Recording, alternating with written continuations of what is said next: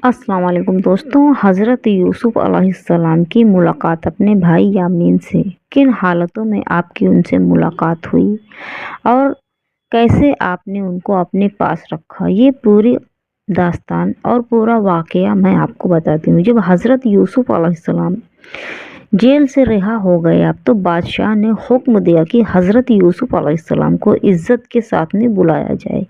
मैं शाही खिदमत उनके सुपुर्द करूँगा, यानी कि मैं उनको बादशाह बनाऊँगा। हज़रत यूसुफ अलैहिस्सलाम आए, आप तशरीफ़ लेके आए और बादशाह से बातचीत की आपने। हज़रत यूसुफ अलैहिस्सलाम ने कहा कि मुझको शाही ख़ज़ाने का वज़ीर मुकर्रर कर दीजिए, मैं उसकी बेहतर हिफाजत करूँगा। बादशाह ने मंजूर किया और उन्हें शाही खजाने का वजीर मुकर्रर कर दिया गया।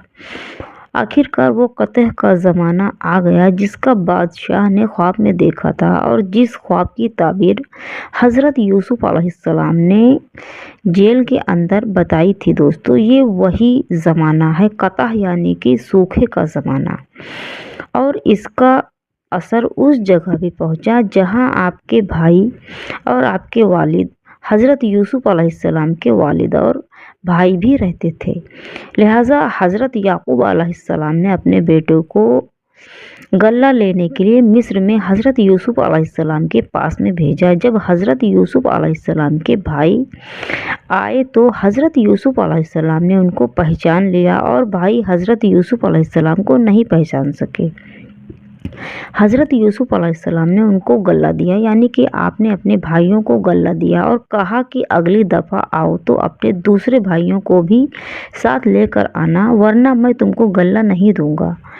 और अपने मुलाजिमों से कह दिया कि जो कीमत उन्होंने दी है गल्ले के लिए, यानी कि जो रकम और जो पैसा उन्होंने दिया है गल्ला के लिए, वो भी चुपके से इनके सामान में रख दो ताकि वो मिस्र दोबारा फिर से आएँ।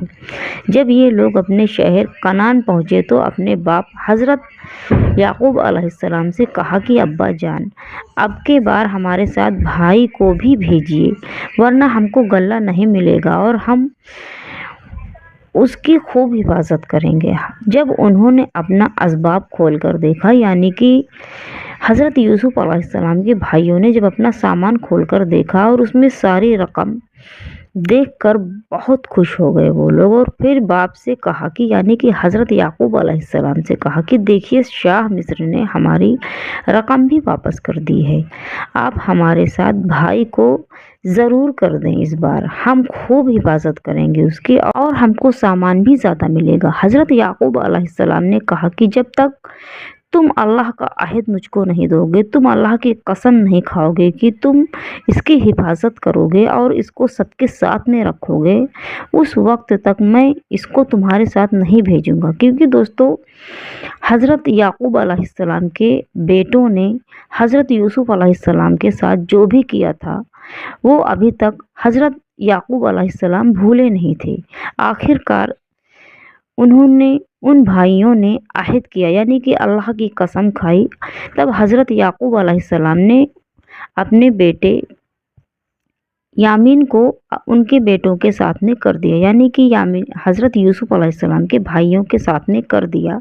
हज़रत याकूब अलैहिस्सलाम ने उनको नसीहत किया कि तुम सब एक दरवाज़े से दाखिल मत होना।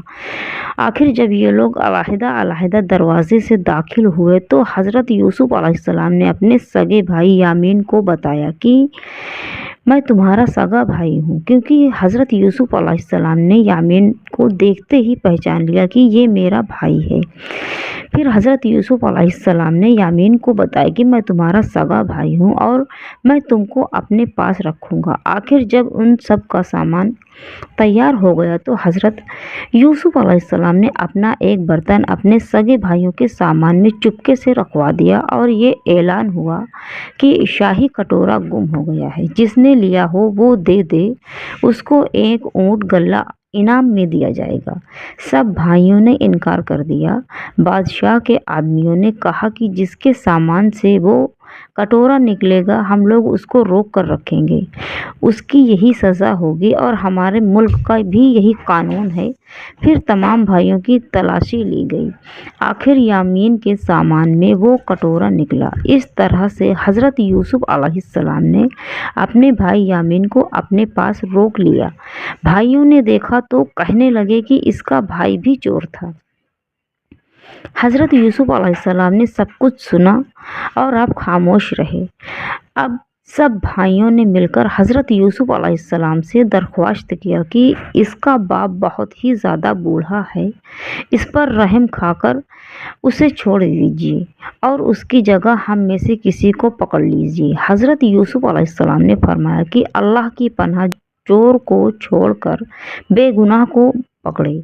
मैं बेगुनाह को क्यों पकड़ूंगा? जब ये लोग बिल्कुल मायूस हो गए तो सबने मिलकर मशवरा किया कि क्या करना चाहिए। तो सबसे बड़े ने कहा, यानी कि हज़रत यूसुफ अलैहिस्सलाम के सबसे बड़े भाई ने कहा कि तुमने अल्लाह की कसम खाकर अपने वालिद को यकीन दिलाया था कि इसको ज़रूर वापस लाओगे। फिर यूसुफ के साथ हमने जो कुछ भी किया है वो हरकतें हम में से किसी से नहीं छुपी हैं, इसलिए मेरी तो हिम्मत नहीं हो रही है कि मैं अपने बाप को जाकर अपना मुंह दिखाऊं या खुद उनके सामने जाकर हाजिर हो जाऊं।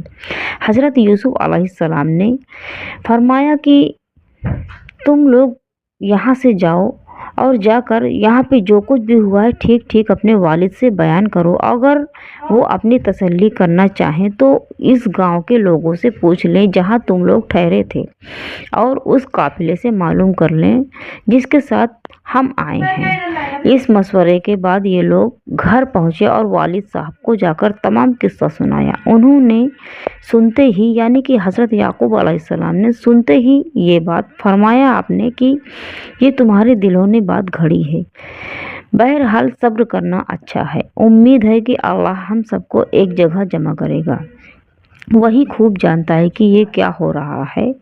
और उनसे दूसरी तरफ रुख मोड़ लिया, यानी कि हज़रत याकूब अलैहिस्सलाम ने ये बातें कहकर अपने बेटों की तरफ से अपना मुंह मोड़ लिया। हज़रत यूसुफ अलैहिस्सलाम के गम से उनकी आंखें सफ़ेद हो गई थी। यूसुफ अलैहिस्सलाम के भाइयों ने कहा कि अब्बा जान, आप तो यूसुफ को याद करते हुए घर जाएंगे और जान दे देंगे।